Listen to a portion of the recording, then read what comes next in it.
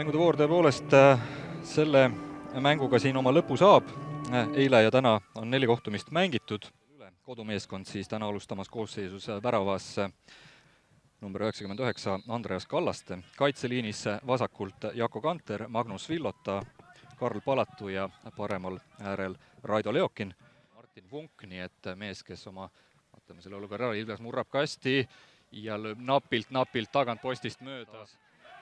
Vasakult äärelt rünnak katab sealt ja katab hästi ja lööb värava. Pärnu siit said nad selle paariminutilise surveperioodi jooksul hästi mängu. Viljandi oli tõenäoliselt natukene häiritud sellest olukorrast, mis Saarts leitakse keskelt üles ja tugev pomm. Pärnul on kastis väga suured jõud ja nurgalöögil on vahel peaga. Kes see on? Jako Kanter. Magnus Villota, tõepoolest.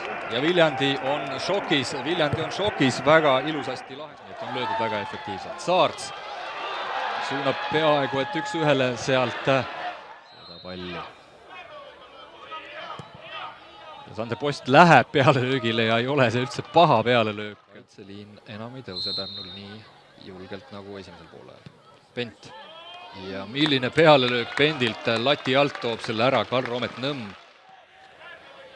Ja läheb pealelöögile ka seekord ja on seegi täpselt sama ilus nagu esimest tulevad talle peale ja keeravadki välja ennast sealt. Leokin on talle tulnud ka sealt appi ja pealelöök napilt õhkab sealt postist tagasi ja järgnevas olukorras sellega on see mäng lõppenud. Pärnu on hooaja absoluutselt parima mänguga võtnud seljavõidu, seljavõit võib-olla palju öeldud, aga kindla võidu küll Viljandi tuleviku üle igati teenitult, väga sümpaatne mäng.